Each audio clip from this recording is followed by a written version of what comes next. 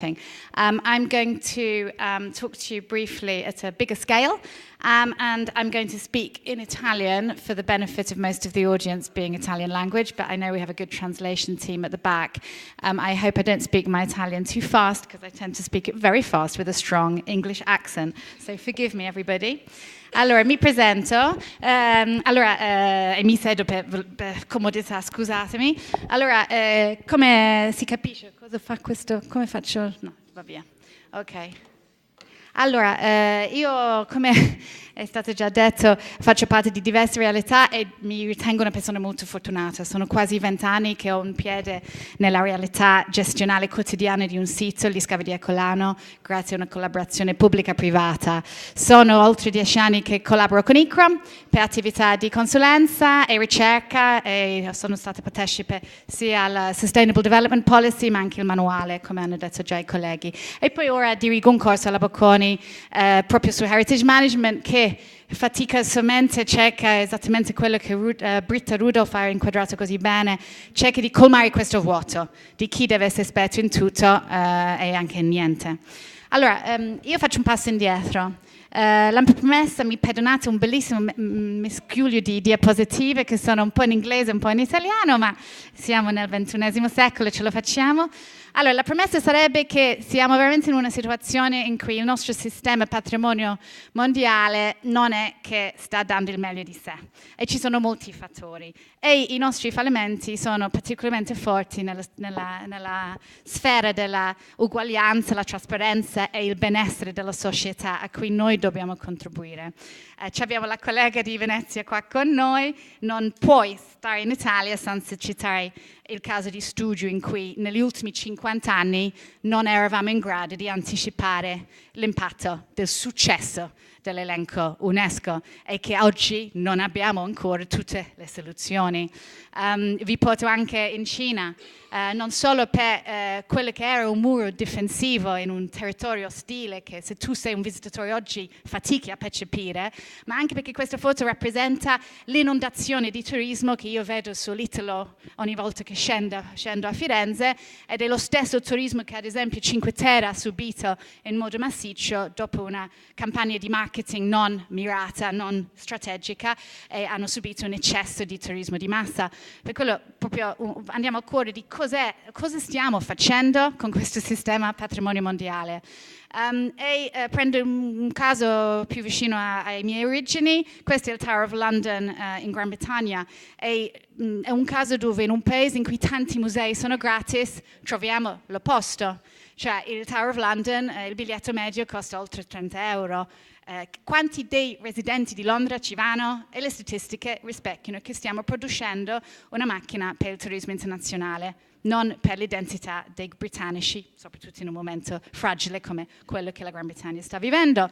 Poi prendiamo altri casi di studio e andiamo al cuore del problema Airbnb, che è il nostro meccanismo macchina patrimonio UNESCO e anche promozione di patrimonio culturale in generale, sta creando questo sindrome dove man mano uccidiamo l'animo che era dietro la creatività originale dell'essere umano.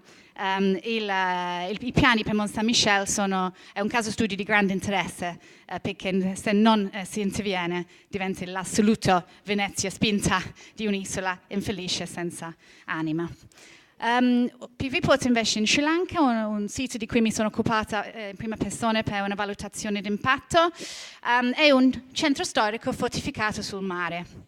E vi lo segnalo per due considerazioni. Uno, dopo lo tsunami di 2004, si vede questa zona verde che unisce questa specie di penisola fortificata alla terraferma. Allora, dopo lo tsunami, il paese, il sistema e i locali si mettono in moto per riprendersi da questa situazione di forte disagio. Essendo basso, quest'area ha preso il peggio dello tsunami.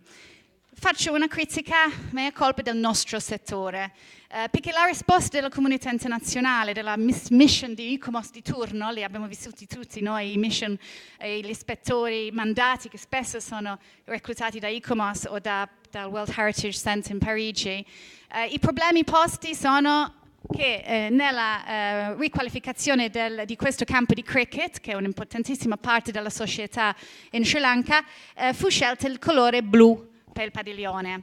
Allora, giusto, magari poteva essere anche un colore più soft, ma la reazione del nostro settore, della nostra comunità, era incapace di capire che il ritorno di questi giocatori di cricket della società locale aveva un'importanza ben più significativa del colore del padiglione, perché abbiamo al cuore della capacità di un paesino sul mare a rinascere dopo un disastro. Allora qualcosa non va e dobbiamo migliorare. E qualcosa non va su proprio la spina dorsale dell'intero sistema UNESCO. Come ha spiegato molto bene la collega Delle Cesi del Ministero stamattina, la spina dorsale si trova in questi statements of universal value, spesso retrospettivi. E il problema è che proprio anche per la cronica crisi economica dello stesso UNESCO e il Centro di Patrimonio Mondiale, la vera capacità di ogni paese membro, di ogni sito, di ogni direttore di sito, di ogni referente, ogni desk del World Heritage Center, per garantire che questo processo di revisionare questi statements of universal value fosse sufficientemente robusta e partecipata, perché realisticamente è una cosa molto complessa, anche perché i valori cambiano nel tempo. Allora siamo davanti alla crisi di come questi statements, dichiarazioni, possono davvero essere efficaci come spina dorsale. Il caso di Gaulle è molto esemplificativo, perché con queste regole che dovevi recuperare gli originali criteri di iscrizione, essendo l'epoca una stagione in cui pensavamo solo ai mattoncini, alle pietre, all'architettura, una fusione tra architettura coloniale e di Sri Lanka, non c'è nell'intero testo mai un accenno sul fatto che questa città è sul mare. E non è l'unico retrospective SOUV che commette un errore così grave. E Gaulle cos'è? Gaulle è il cuore pulsante dell'intera fascia del pianeta in quell'epoca del 500-600. Cioè Sri Lanka era proprio il porto di Gaulle era questo. Come si può inquadrare il significato di questo luogo senza parlare del mare? E non riesce nemmeno a catturare il fatto che non solo che questo passaggio marittimo era vissuto ed era parte identitaria del luogo, non solo mattoncini di una fortezza, ma anche che ovviamente il vissuto, il fatto che era una città vissuta con una comunità, pure non figura. Allora, cosa succede quando c'è questa mancanza di capacità del statement of OUV di catturare proprio il significato in tutte le sue ricchezze? Noi soffriamo le ripercussioni quando UNESCO richiede che le decisioni sono mirate a quell'SOUV. E vi porto il caso di questa proposta, questo è un grande progetto di sviluppo finanziato dal Giappone, per aggiornare i servizi portuali. Quella zona in alto sarebbe il storico porto commerciale di Gaulle, e questa è la città di Gaulle. Allora, stiamo parlando di un mega progetto per le crociere più grandi del mondo, quelli di 4.000 persone a colpo, che Katia di Venezia conosce bene, con un impatto ovviamente significativo sul territorio. Solo che, visto che non era nemmeno nel buffer zone, perché la buffer zone fu delineato 20-30 anni fa, è chiaro che ufficialmente non doveva avere chissà che ripercussioni. Poi la risposta del paese state party del Ministero di Sri Lanka e anche del Ports Authority era abbastanza serio e competente. Il progetto parlava di questi coni visivi e faceva tutte le solite valutazioni di come un cambiamento può avere impatti fisici, sia visuali, sia sull'archeologia sotto l'acqua. Però, torno al discorso anche del padiglione di cricket. Di nuovo, era un sistema, una conversazione, un nostro settore ancora non abbastanza maturo a confrontare che cos'era l'ecosistema culturale nato che faceva speciale questo luogo. E vi faccio vedere ovviamente la comunità di pescatori, ma non solo i pescatori, anche le attività commerciali che dal 500 continuano a rendere questa parte di Sri Lanka un enorme, importante hub per prodotti primari e così via. E in tutta la conversazione non c'era una capacità di misurare non i coni visivi, e l'archeologia sotto l'acqua, ma cosa vogliono dire 4.000 persone in un colpo in un centro storico delle dimensioni di Gaulle?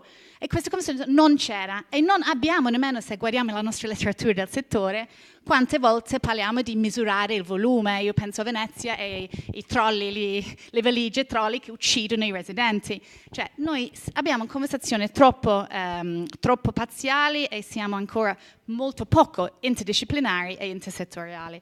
E in tutto questo percorso non c'era la coscienza che le decisioni da intraprendere con i giapponesi magari dovevano essere anche partecipati dalla società civile. Infatti il nostro impact assessment era uno dei primi momenti di confronto, diciamo, democratico, trasparente con i residenti di questo luogo.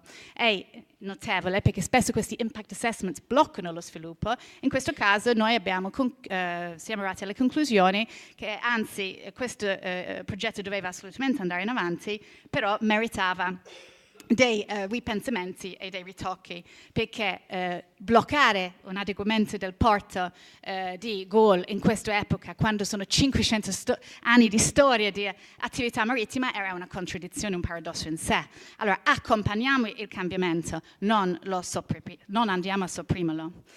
Allora, tutto dietro questo, ho parlato delle 4.000 da ogni crociera. Andiamo al cuore del problema, che stiamo spesso lavorando per istituzioni e sistemi che ancora oggi, nonostante tutte le esperienze pregresse, vivono il turismo come una fine in se stessa e come un automatico win-win. E questo ha stimolato, io parlo della mia stessa università della Bocconi, una terribile malattia di pensare che puoi fare una copia e incolla del mondo aziendale guidato da commercio e dei soldi ai beni collettivi. Invece, come noi sappiamo tutti qua in questa stanza, quando ci se ne occupa del bene collettivo, che è proprietà di tutti, le questioni sono più complesse. E visto che siamo in Italia, uso un caso studio italiano, il nuovo piano strategico di sviluppo del turismo, prodotto dalla nuova direzione generale di turismo nel breve lasso di tempo in cui il nostro Ministero Beni Culturali si occupava anche di turismo. E si tratta di un significativo lavoro di cercare di parlare di turismo meglio, e veramente stimo l'impegno dietro questo documento, ed era una lacuna enorme, una conversazione più sofisticata in questo paese. Però un'osservazione, il documento, questo è un sindrome di ogni settore, il documento, essendo del turismo, del Dipartimento di Turismo, mette il turismo e il turista, al centro del piano strategico. Noi vogliamo la piena soddisfazione del turista. Il turista è al centro di questo piano strategico.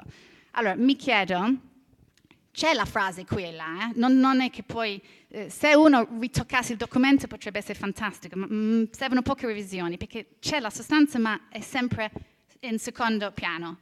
Perché qui sotto parla del fatto che il turismo può contribuire all'inclusione, all'educazione, alla cultura, bla bla bla. Non lo dice molto chiaramente, ma c'è l'idea che può avere ripercussioni più ampie. Allora, contesto proprio il piano, nel senso che non dovrebbe essere il turista al centro, ma dovrebbe essere i residenti e i cittadini di quel luogo di cui ci stiamo occupando. Ed è in questo stesso documento che hanno usato questo fantastico Country Brand Index del 2014-2015 per difendere la loro tesi che il turista doveva essere al centro della strategia Italia, perché Italia è il numero 1 mondiale per heritage and culture. Italia è il numero 1 mondiale per il turismo, ma Italia, qualità della vita, non figuriamo nemmeno. E qui, naturale collegamento al perché più complessivo del nostro mondo oggi, che noi siamo qui, ovviamente non per conservare le pietre, né per promuovere turismo internazionale. Il nostro mandato è ben più complesso. E abbiamo noi in questo stesso paese, non dobbiamo andare in paesi in via di sviluppo, capire la complessità della sfida che abbiamo, perché abbiamo felicemente promosso iscrizioni che parlano del bellissimo e delicato rapporto tra l'uomo e la natura, lungo i secoli, ma noi oggi abbiamo come settore gli strumenti per gestire la depopolazione, la voglia di questa gente, come nei campi di riso nei Filippini, di continuare a fare un lavoro duro in posti assurdi con introiti bassissimi. Allora, proprio la domanda di riuscire a uscire da questo linguaggio di sustainable tourism, turismo sostenibile che non vuol dire niente, ha un rigore a solo parlare di turismo come un'azione che può contribuire allo sviluppo sostenibile, perché turismo sostenibile in sé non vuole dire niente, anzi è un pericolo perché permette alla gente di fare cose che non sono negli interessi collettivi, dandolo una specie di, come si dice, greenwash amichevole. Questo mio appello diventa ancora più critico quando questo è un bellissimo diapositivo preparato da Rem Koolhaas in un articolo di 2014, il fatto che il patrimonio culturale ci sta mangiando vivo, cioè domani anche questo sarà patrimonio culturale. E questo non è solo un problema del settore culturale, uno guarda le statistiche per il settore patrimonio naturale e vediamo lo stesso trend, man mano tutto è patrimonio. Come dice il collega di Giovanni Boccardi di UNESCO, prima o poi la parola heritage non servirà più, perché tutto quanto è heritage. E in questo meraviglioso ambito in cui tutto è heritage, ovviamente le minacce vanno alle stelle, perché più cose che sono heritage, più cose che sono minacce. E che le minacce non sono più riattaccare la pellicola pittorica su un dipinto a Pompei di una volta. Le minacce sono ben più complesse, è lo sviluppo, è il porto giapponese in Sri Lanka, è la nostra incapacità di gestire, come dice Britta, complessità elevate e trovare i profili per quel tipo di compito. E siamo in questo momento nella storia in cui stiamo facendo di tutto per autodistruggersi a livello di rapporto con il pianeta e proprio modello di vita della nostra generazione e secolo. Invece è proprio in questo contesto che ci troviamo in Italia, ma in quasi ogni paese, con un quadro istituzionale e legislativo che vive ancora questa mentalità. La difesa delle pietre, il Venice Charter. E il sistema UNESCO è riuscito a fare il passo appena in tempo del barracciate e l'idea che il patrimonio è una cosa più complessa, è un bene collettivo e il suo significato non è intrinseco, esiste solo perché percepito da diversi gruppi di interesse. Allora trovi nell'intero sistema UNESCO questa idea che esiste, è speciale perché qualcuno assegna valore. E questo ci ha introdotto l'idea che stiamo gestendo qualcosa di complesso e ricco con più gruppi di interesse e dobbiamo interfacciare con loro. Ma non riesce ancora a catturare il concetto che stiamo gestendo il cambiamento. E questo è il terzo paradigma in cui il cambiamento è la sfida di oggi, perché i confini tra quello che è patrimonio e non è patrimonio e quello che è gente, la comunità, sono sempre più nebulosi. E questo cambia il nostro mandato totalmente. E che stiamo gestendo il cambiamento. Allora, questo è un riassunto coro. Ed è proprio in questa ottica che noi, quando gestiamo il nostro patrimonio UNESCO, forse per prima dobbiamo dire che Paestum è un luogo in cui si svolgono i matrimoni e incidente, come si dice, e per caso è anche un sito UNESCO, è uguale. Bullareggia in Tunisia è un fantastico campo di calcio che per altri nel mondo è anche un'importante civiltà romana. Allora, sta cambiando il nostro mandato e chi dobbiamo fare partecipare. E dobbiamo uscire da quadro molto comune in tanti paesi, dove rendere tipo i siti archeologici pubblici ha più o meno creato una situazione di mettere su le recensioni. Dobbiamo uscire dal concetto che il patrimonio è una specie di isola e che pubblico vuol dire decisioni per pochi. E dobbiamo anche uscire dal pregiudizio, cioè dalla cultura nel nostro settore di tutela e conservazione come una battaglia, una cosa difensiva. E dobbiamo capire come mutare queste enormi macchine che abbiamo creato, non solo in Italia, ma anche i britannici hanno fatto un bel lavoro in India, di sistemi, culture di gestione così rigidi che non percepiscono questa evoluzione. Trovi in siti seriali internazionali, il bello dell'UNESCO è che ci stimola con delle sfide mostruose, tentativi a quadri più complessi per catturare tutti questi rapporti. Diciamo che i manuali di 2013 sono ancora scarsi in questa sfera perché riusciamo a elencare le potenziali figure ma non parlare in un modo sofisticato. Il settore beni naturali li sta mettendo su una specie di panorama come fossero così semplici, no? Che piazzi il tuo sito in una di queste realtà, anzi è anche pericoloso perché sembra che la comunità locale può partecipare se tu capo lo decidi.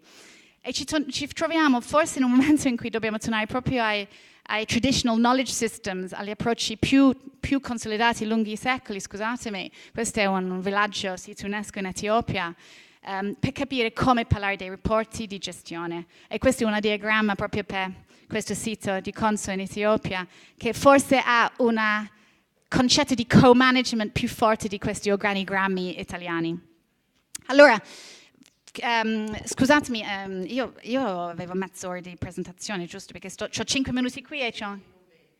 Ok, scusatemi, perché io ho 10, non 5, grazie. Se no tolgo, ma... Ok, va bene, procedo, ok.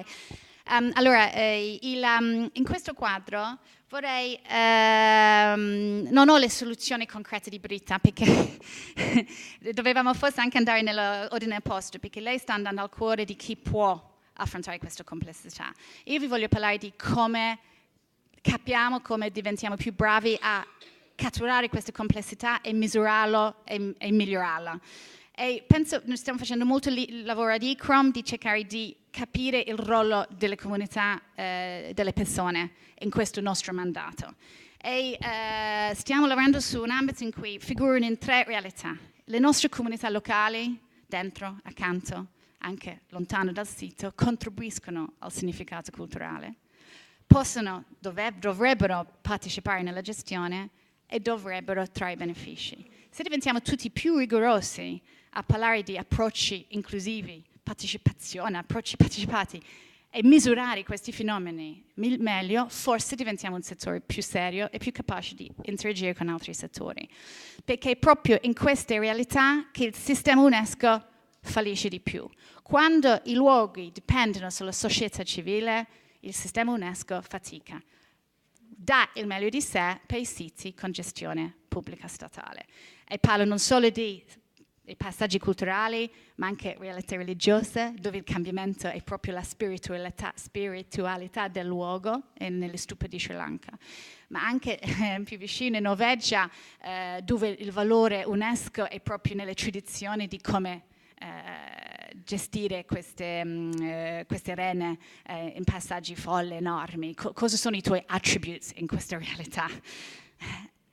E tutto questo è la sfida di UNESCO in questo caso, un sistema costruito attraverso gli state parties, i ministeri, i focal points, e che come si supera questo problema? Che questa gente vuole il cambiamento, ma se sono partecipi, e come otteniamo questo risultato? Allora, questo è un paio di grafici fatti dai partecipanti di un corso ICROM che si è svolto in Trento e a Colano 2 anni fa. Infatti mi dispiace che la collega dei Dolomiti è andata via, Marcella, perché è un omaggio di come la formazione metà carriera può essere un contesto stimolante, perché spesso tirano fuori risultati molto meglio di tutto l'ambito di professori in giro. Questa fu un'analisi di cosa è stato lo status quo, diciamo, per questo rapporto tra il centro le istituzioni internazionali, chi sta sul campo e la società civile.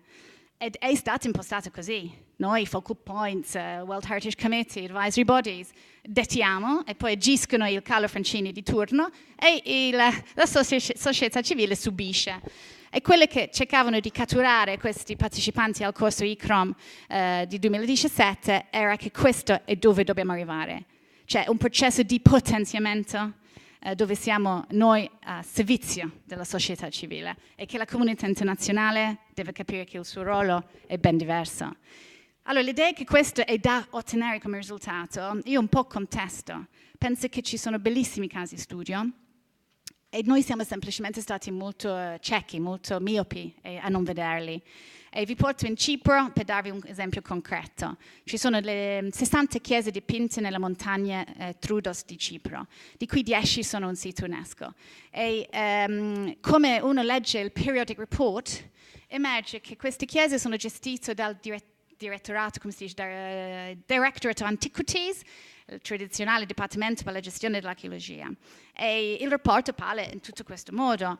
Allora, andiamo al cuore del sistema che si gestisce attraverso i governi e i ministeri, perché Sulla carta oggi diresti che la gestione come modello non è molto politically correct quando dovremmo avere un approccio partecipato, perché nella mentalità degli archeologi formati 40 anni fa, questa è la loro percezione, ma stiamo parlando di un sito dove i valori, il significato religioso, più il rapporto con il contesto, queste sono piccole chiese semplicissime ma con interni coloratissimi in posti assurdi nella montagna. Il significato di questo luogo, di questi luoghi è proprio il contesto in cui hanno deciso di costruirli.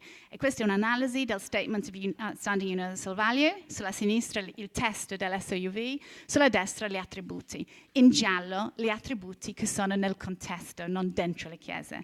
Allora questi sono gli attributi che non sono dentro il sito UNESCO. Allora abbiamo la classica altra crisi di questa situazione di gestione o siti UNESCO. E dal periodic report sembra che non c'è capienza per tutto questo. E perché? Perché proprio non c'è dentro i professionisti del heritage sector la capacità di accorgersi che le loro chiese sono dentro una delle più importanti aree di biodiversità, una riserva naturale importantissima, dove già la gestione del patrimonio naturale è molto molto avanzato. E allora il loro setting è sotto controllo se dovesse alzare il telefono e parlare con i colleghi esperti di geologia e di patrimonio naturale. È uguale, ancora più forte sono le comunità locali che gestiscono queste chiese, che sono i veri proprietari e sono le vere, come si dice, guardiani, custodi delle tradizioni che rendono vivi questi luoghi. Queste chiese in piccolissimi paesi della montagna. E non solo, non si sono accorti che hanno nella Chiesa ortodossa cipriota il modello di governance più fantastico di tutto il mondo, perché la Chiesa ortodossa cipriota è uno dei più democratici di tutte le case di studio di religioni, perché sono il comitato di paese che comanda. E come sarebbe il bishop, sarebbe il vescovo, il cardinale. Deve subire le decisioni della comunità locale. Fantastico! Allora, se dovessimo fare un audit sviluppo sostenibile Trudos oggi, se lo dovessi farlo con questo quadro, viene fuori benissimo. Se lo chiedi all'archeologo che si dichiara il responsabile del luogo attraverso un periodic report, emerge malissimo. Adele sorride perché sa che questa è metà del problema, la percezione di chi se ne occupa ufficialmente. E qui andiamo al cuore di quel paradigm shift che il settore beni naturali ha inquadrato bene molto prima di noi. Questo è il testo di Phillips di 2003, dove ci si accorgono che non stiamo più gestendo isole e difendendoli, abbiamo un mandato ben più complesso. C'è molto più lavoro negli ultimi anni, questo è un volume a cui abbiamo contribuito come team ICROM, dove cerchiamo di tracciare questo spostamento. Ed è una questione che richiede analisi, rigore e più ricerca, ma l'abbiamo cercato di catturare con questo grafico un po' scherzoso, che essenzialmente siamo partiti da una specie di miopia e il processo in cui siamo è aprendo sempre di più gli occhi, ad accorgerci che il bicchiere c'era sempre ed era sempre pieno, e non solo, sta anche in una stanza e magari nel mondo. Allora, velocemente, scusatemi, ho troppo materiale e troppo entusiasmo, ma parto proprio dall'esperienza concreta di Ecolano, che sono 20 anni di collaborazione e partecipazione, per dire che quando un sito UNESCO è visto così dal visitatore che paga il biglietto, è visto così dalla comunità locale, questo è il sito UNESCO visto dalle strade fuori, qualcosa non va. E questo è il muro che separa la comunità locale del sito. E che è proprio uscire dal quadro che il SOUV, no? La città romana, sia sufficiente come conversazione. E nemmeno dare per scontato quelli che sono i valori locali. Io avrei detto 20 anni fa al mio arrivo che fosse un cimitero all'aperto per la comunità locale, o magari i campi agricoli rubati perché gli archeologi hanno voluto scavare. Invece no, per la comunità locale è il rifugio della seconda guerra mondiale delle bombe e ha tutto un quadro positivo. Allora dobbiamo da un canto diventare più bravi a parlare di valori e a parlare di valori della comunità locale. E dobbiamo anche uscire dal quadro che, era il nostro mandato da Ecolano, di salvare un sito in una situazione allucinante di abbandono, 2002, ad una situazione molto più felice, 2012, che non basta la tutela e non è la valorizzazione la soluzione. Quello che serve è una comprensione che il nostro mandato include anche la società civile e i quartieri difficili, con una storia di droga e di criminalità mostruosa intorno agli scavi di Ercolano. E che se questo era il campo di calcio di 2002, noi, i piccoli progetti, questo ha costato 2.000 euro di riqualificazione partecipata. Questi sì sono i risultati che contano e dobbiamo diventare bravi a misurarli con veri dati, che questo è un altro appello, particolarmente al pubblico italiano, perché non siamo bravi in Italia ancora a misurare in modo rigoroso, e Firenze è uno dei pochi casi di studio che ha introdotto un grande rigore su questo. Noi abbiamo fatto una ricerca sulle domeniche gratuite in Italia, che sono state un disastro e anche un successo. E se uno riesce a dire il disastro lo sappiamo, non dovevano essere di domenica, ma il successo qual è stato? Che comunque noi abbiamo riscontrato finalmente la comunità locale che ha frequentato il sito. E questo sì è un risultato importante, ma non hanno parlato di questo. I politici hanno parlato di più visitatori e più soldi. Per quello facciamo una conversazione più importante. Grazie.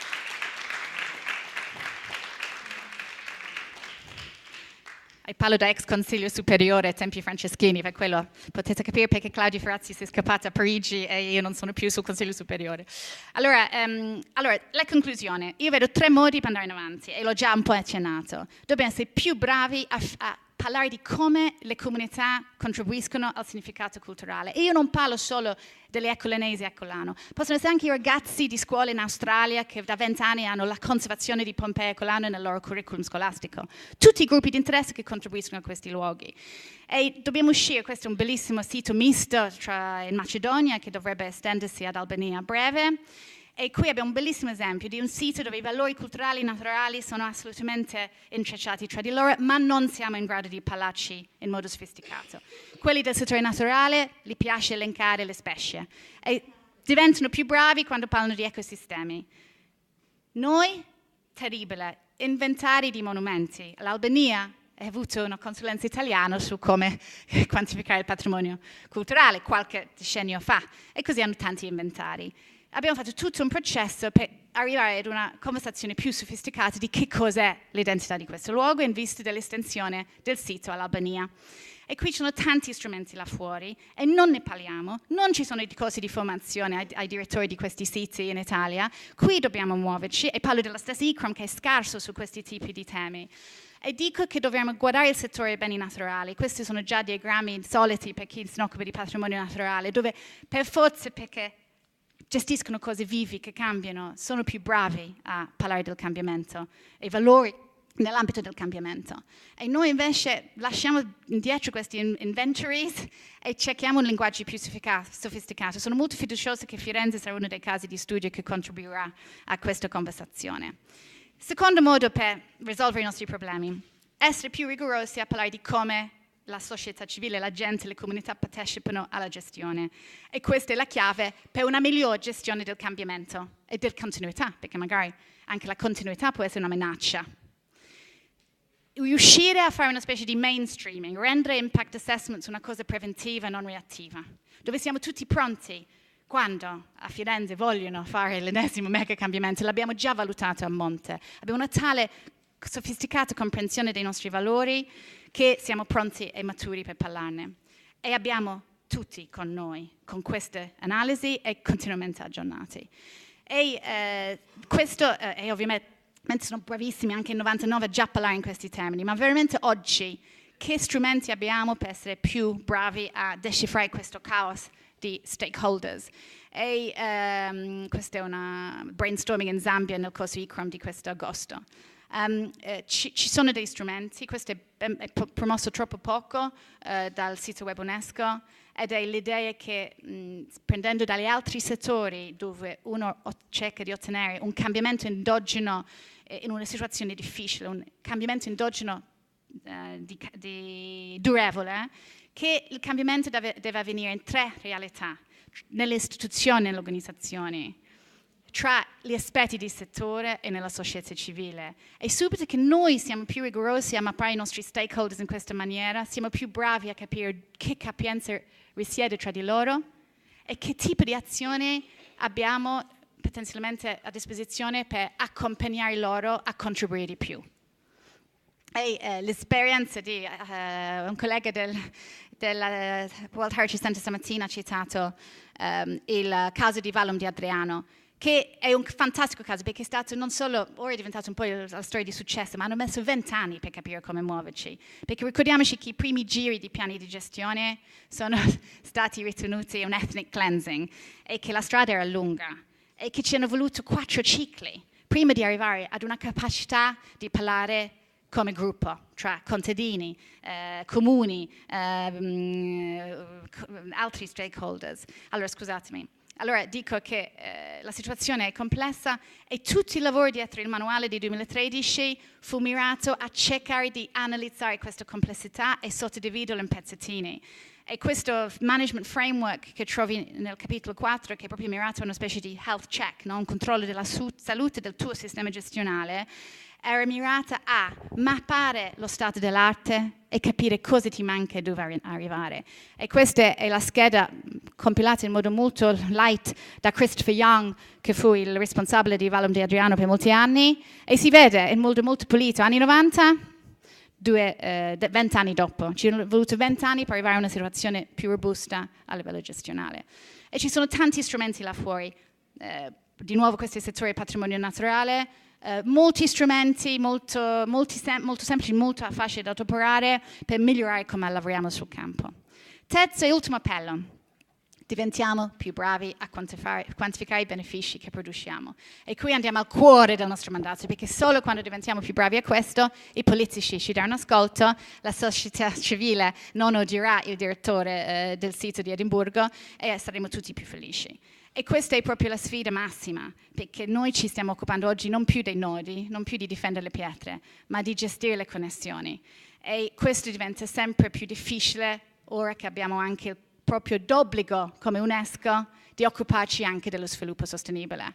Questo diagramma è un po' innocente nel suo, però il concetto è questo. Non possiamo nemmeno alzarci la mattina se non è parte del nostro obiettivo. E questa idea che tutto quanto facciamo come prima, però con questo occhio in più, questo è il policy di 2015 per chi non lo conosce, cambia profondamente il nostro lavoro. Il problema, e questa è una mea colpa di tutto il sistema internazionale, abbiamo dedicato molte risorse, cioè già sono state 2 riunioni su come le procedure UNESCO possono integrare il concetto dello sviluppo sostenibile nelle sue procedure, ma non abbiamo fatto una sufficiente riflessione per voi sul campo di realmente che strumenti vi servono, come misurate, quali sono gli indicatori e così via. Allora c'è un enorme lavoro da fare. E spesso i casi di studio non troviamo in questa felice Europa piena di siti UNESCO. Prendo il caso di Zanzibar, dove trovo maggiore innovazione perché hanno capito che è attraverso la buffer zone che ottieni il cambiamento nel sito UNESCO, con strumenti e innovazione da proprio ispirazione. E di nuovo il settore culturale è un grande fonte di stimolo. Tutto questo richiede una forte riflessione su come parliamo del successo e come lo misuriamo. Questi sono i sustainable wheels, che sono molto trendy nel mondo di placemaking. E questo è il triple bottom line tool della National Trust, che si sta trovando anche in altri ambiti, dove non si misura il successo soltanto sulla base del numero dei visitatori. Ci sono sempre più risorse, ma c'è molto da fare. Siamo stati ad Edimburgo stamattina, ci faccio tornare in Scozia. Questo è un piccolo, bellissimo piano di gestione mini che si chiama un partnership plan per Loch Lomond. E per voi che faticate, perché avete sopra le regioni, il ministero, quello che è che ancora sta difendendo le pietre, è un bellissimo esempio del beneficio di essere un paese piccolo, di essere un paese giovane, nel senso che l'Assemblea di Scozia nasce da poco, dove tu riesci a collegare i tuoi obiettivi del tuo piano di gestione agli obiettivi nazionali. E sarebbe molto bello che l'Italia facesse questo sforzo di non citare 12 leggi nelle premesse di una dichiarazione, ma invece riscrivere il perché che siamo qua. E chiudo con un good news story. Faccio parte del gruppo di lavoro di questa nuova iniziativa finanziata dalla Norvegia tra ICRAM e IUCN e stiamo proprio lavorando in quest'anno in modo molto intensivo per cercare di diventare più bravi ad offrire voi sul campo strumenti migliori per parlare del contesto, di parlare di passaggi, di parlare di gente, di parlare di sviluppo sostenibile e di riuscire a darci gli strumenti per catturare questa svolta e diventare convincenti verso altri settori per il nostro mandato di oggi, che è contribuire al benessere della società in generale. Allora, in questo quadro, vedi le diagrammi, questi lavori dietro le quinte che non dovete vedere, ma chiudo con questa diapositiva. È complessa la situazione, ma è chiaro che l'approccio deve essere semplice. E qui torno anche all'intervento di Britta, perché anche l'appello di Carlo Francini stamattina, anche del collega di Edimburgo. In fondo, il nostro concetto di site coordinator per me non deve proprio fare niente, nel senso che riporto una mia esperienza da giovane architetto diventata project manager di un esperto di management a Londra che mi ha introdotto a questo concetto di Lean Project Manager, un concetto bellissimo che promuove a tutti. Il Lean Project Manager non deve fare niente, non deve mai scrivere un documento, non deve mai fare nient'altro salvo fare lavorare gli altri. E secondo me questo va al cuore. E questo è